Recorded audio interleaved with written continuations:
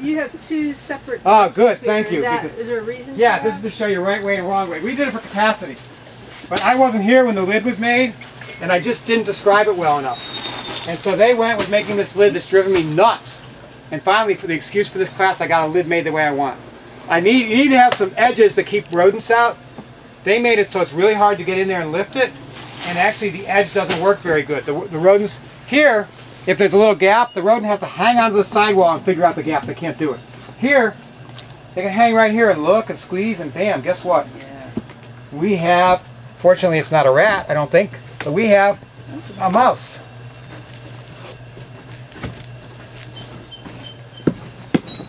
And see, you can see why I don't like it too, right? Yeah. Not easy to open. Yeah. Oh, there he is. I Yeah. just saw him. Yeah. You Yeah. did? This has got much better castings. Look at these castings. Really lovely, you know? In that little hole right there. I saw him because I If you put it outside, you need to put a screen underneath it because the moles will get in it and eat the worms up. Yeah, you got to make it so tight the moles can get in. That's as simple as that, you know? This I could tell there's places in here that are too dry. Mouse Hotel. You know? Yeah. We're going to be putting a new lid on this, and then the mouse will get, you know, either extirpated or evicted, depending on its luck. You know, exterminated or evicted, I guess is the depending on its luck. One or the other will occur. Yeah. But actually, this is a further along pile, and you can see this is really lovely stuff here. That would make fine tea. You know, and of course, there's millions of baby worms in there too. It's just crawling with worms. What's interesting is I haven't seen any eggs. I'd show you eggs, but it seems like we're kind of in between on the eggs. The eggs look like little tiny lemons. They got a nub on them. That might have been one. Well, maybe at the end of the class I'll come back here and explore for eggs if anybody wants to see them. So your harvest technique for this? Just scrape this off. Yeah, but you want to get the baby worms out? Nah, don't worry about it. There's millions of worms. Yeah, yeah. If they happen to go in the tea, they'll probably survive. They can stay aquatic a good long time with that air. They'll probably be fine. I don't know how well they'll do though where you put them, because they're going to have to find some concentration of carbon to do well. Yeah. But if you mulch your beds and stuff, they'll be in there. Your mulch will break down faster, but they're making good food. Okay, thank you, Juan. Juan's our star. Juan, can you get that? Oops. Patrick, is that the normal way you just get the stuff? You take your fingers and just scrape a ½ inch off the top? Yeah. No, usually there's much more. And you can take a trowel and scrape it off. In the summer, one box like this, I can fill half a 5-gallon bucket a week. That's Okay, so here, can people kind of show it? Do you want to pass this around, or you don't want to get cooties? That's the egg. That's the egg. Yeah, don't break it now. Okay. What are we looking at? The egg there. Yeah. It's right there. That's the eggs right That's an egg, yeah. Oh, yeah. Pass it around, let people see it. Okay. That's a worm egg. I do not know how many worms are in an egg, but from the numbers, I'm sure there's more than one. But the castings look like little balls of there just put into a little point. Okay, so That's what they look like. they've been here That's for. a casting. Oh. Somebody made two So deep it's box. like- We cut it in half It sometime looks last kind of summer. there, but it looks like the little balls all together. And the Pardon? little balls 12 all inches? together are the 12 castings. inches embedding, you mean? No, for the box. Oh, ¿Cómo se dice Oh, castings I en like 12 inches a español? I lot. have no John, idea. why don't you talk about your system? It's not mine, it's what Well, no, the system you prefer. That's what I mean. yeah. Yeah. Okay, so there's another system that they use He's a little bitty mouse. mechanized operations. Really? Like the working a dairy farm that, you know, has 1,000 head of cows. No? Everybody's saying the egg. Massive worm compost system. Everybody see the egg? Huh? It'd be like a long bunk Oh, bed, really? the length of this greenhouse. And it's a tray that sits about this high off the ground. It is wire mesh finer than this and stronger than this on the base of it. And it's still got the sides like this, and it stays open. They usually put them in a building, like a hoop house. And you get your bedding all set, and you charge it up with the worms. And it's mechanized. It's made to make a lot of castings on a regular basis. So what happens is they have a, they call a gandy. It runs across on like a little conveyor across the tops, and it lays out food like Monday, Wednesday, Friday, right? And the food it's laying out is the compost that's been composted 4 to 5 weeks in a bin system, dairy manure, right? And the worms come up to feed on that. And then their castings are putting down as far away. They're going away from that. So the casting's in on the bottom of the bed. Then a bar comes across the bed on Tuesdays and Thursdays, and all it does is, if this was the bottom of the bed, it just moves this mesh like this, so the mesh is horizontal, and the bar comes across and the mesh goes like that. Just that action, that little bit of action, the castings fall through the mesh onto the ground, and in California, they're letting them dry on cement. In New York State, they have other systems where they can convey them out or have buckets underneath them, but the idea is that goes down and a little bit of castings drop. And then food comes by the next day, and then a day later it goes again. So it's just dropping a little bit of castings. So it's a top feed, bottom harvest system. And they've done that because it can be mechanized so well. Oh, people get anywhere from $20 a pound to $2 a pound. Yeah. Depends on your market and your ability to market and the quality. So the little tiny packages. Yeah. There's a producer in Traveler's Rest. What's he getting? I couldn't tell you this year. I'm not sure. Was it? Do you know what price ever that he had? I want to say it was like $15 for a pound and a half the bag. Yeah. But you could buy in bulk. You could buy Gaylords, 3x3x4s. You know, I don't know how many pounds are in it, but it's quite a bit. But. Yeah. Yeah, the castings are pretty wet, so it's probably. These are dry. Oh, these dry. are. They look like fertilizer almost. Yeah. It's gray and fairly hard. See, actually, I think at that point they've lost part of the vitality of it. Yeah. The life has really been put to sleep, and it's going to have a hard time waking up. Sure. I wouldn't let them dry that much. Yeah, especially in a back home thing. Go for that commercial applications, moistness. of course, dryer ships further. I get why they do that. Yeah, but it's really, they're selling you basically nutrients. I guess that the growth hormone regulators would still be in there, right? Yeah. But you've lost the microbial diversity, which is wonderful in castings. You know. Some of it, yeah. You haven't You lost wake all that of it. up with molasses and a bubbler, or not? Yeah, you could still use that in a compost tea brew. Yeah. It wouldn't be good as your own homemade. Ed, thanks as always. All right, take care, Ed. So on to worm Compost tea. compost tea. It's pretty funny, because John says I'm the compost tea man, and I say, John, you're the compost tea man. You know, I learned a lot of theory from John and stuff, but I've done much more practice than John. What I did over time when I worked with golf courses and stuff is I found a guy who would make the compost tea brew package, so I quit worrying about it. But you should probably head back to the old handy dandy handout here, and it's a page that has a lot of white on it, but you'll see 3 types, looks like that,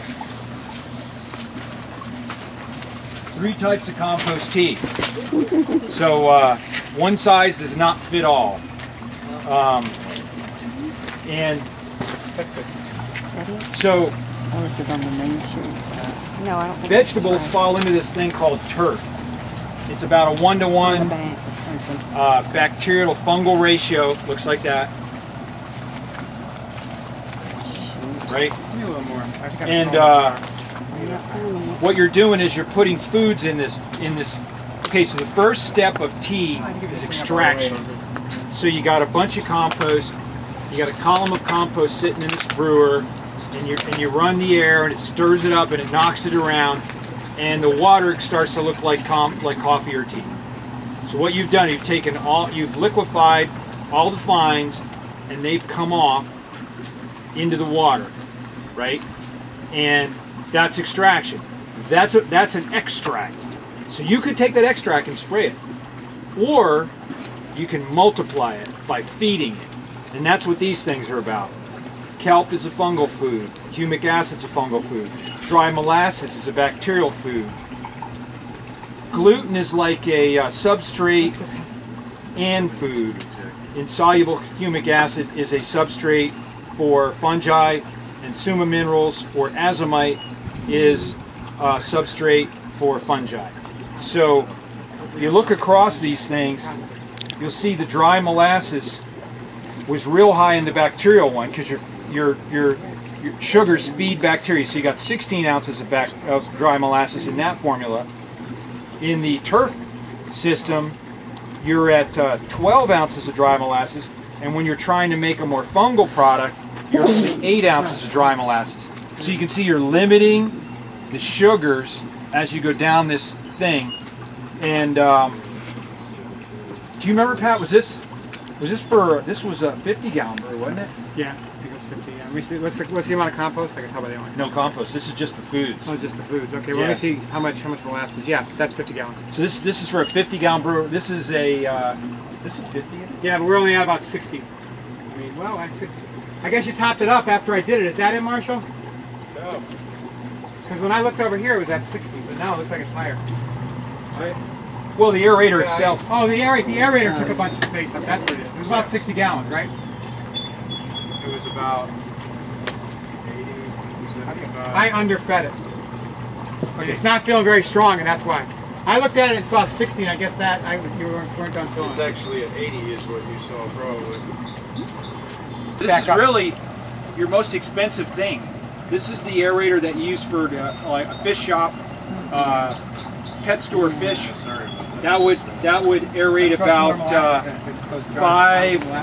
5 or 10 big fish tanks, and we're using it to just do this. And inside there is a tube about like this, and the air runs through that, and it shoots bubbles out, and that's the diffuser. It's just the whole process is just a churning. The early tea brewers were all kinds of pipes and pumps and all that, and you have to clean the pipes all the time. Now you gotta clean this pipe, and your films could. Biofilms could end up on here. You might scrub it out, or put a little, something to disinfect, like hydrogen peroxide, between brews. But they found over time, just get it so the water is really cranking. And what that does is what the cranking water does is super aerate that. So you got aerobic microorganisms. Okay, that's why we built the compost pile, to aerobically break it down, so we get the highest amount of aerobic microorganisms. Then the aerobic microorganisms survived the worm casting production, so there's still a high population of them. Then we put them in here, we feed them, keep giving them air, and they multiply real fast. So that's what's going on in the brewer. You're trying to keep those concentrated aerobic organisms that break down foods, make nutrients more available to plants, work in synergy with plant exudates. The plant actually puts out foods for beneficial organisms that have the enzyme systems to get the nutrients to bring back to the plant. So you're doing everything to grow these critters, and so that's what the brewer's doing. It's to multiply them. Now you've got a million-fold increase in bacteria in 22 hours. So you got a million-fold more than you had. Now, after, I don't know how many hours this has been going. Not too long, right? No, it's been going since, what was it, about 6 last night? Oh, okay, so it's been going a while. It's been going 17 hours. 17 hours. So now we're getting close to the end where you'll be growing all those bacteria. Now you got this super concentrate. Now you take that out with more water, and you can put that much more biology out in the field as a spray. Let me bring up to date on this. Yeah. Setup. One thing to note: this is overkill. We happen to want a bigger bag for this because we were doing a different recipe. So we took a bag that had its own aeration right into the bag from the big brewer. So we actually have 3 pumps on this. Usually 2 is plenty. But we have a pump putting air right through the compost. Plus we have 2 other pumps for 2 different diffusers at different levels. Okay. Oh, yeah. Hold on, pump back there. Yeah, 2 pumps. 2 pumps. Yeah. We went wrong on this. And it was just like typical working things that go wrong. I walked in, saw Marshall had filled it to 60 gallons, and did all my recipe for 60 gallons, right? He was working on a valve and water was spilling out. He came back and topped it to 80. I gave him food for 60. Right now I was smelling this and John's smelling it. It's there, but it's not at all strong. Yeah, it's dilute. Yeah, it's dilute. That's because it was underfed. So we're at 17 hours, but we'll let this go to the end of the day and then we'll smell it again because it didn't have enough food. It's already settling out there. It's kind of like the proper smell. It's like if you're ever a kid and we're swimming at the river and that muddy bank that was, maybe the river was higher last week and that's down, that dirt, it's actually a good smell, but it doesn't have much air in it. But that's the side of a stream. That's the kind of good smell. If it starts to smell like any funky sewagey things, then it means it's going anaerobic, and that would be a real disaster. So this is using electricity to make the air. But say the power went down last night, this would stink pretty bad by this morning. Can you save it? Can you salvage? You could try.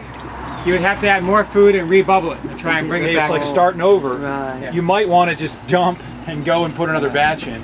depending on you where could you're put it on a at. compost pile. If it's a good Oh compost yeah, pile. yeah. That would be okay. But the pile better be dry. Yeah, You make if it you wet. if you needed water on a compost pile, the best That would be great. water would be a compost tea, even if it wasn't finished.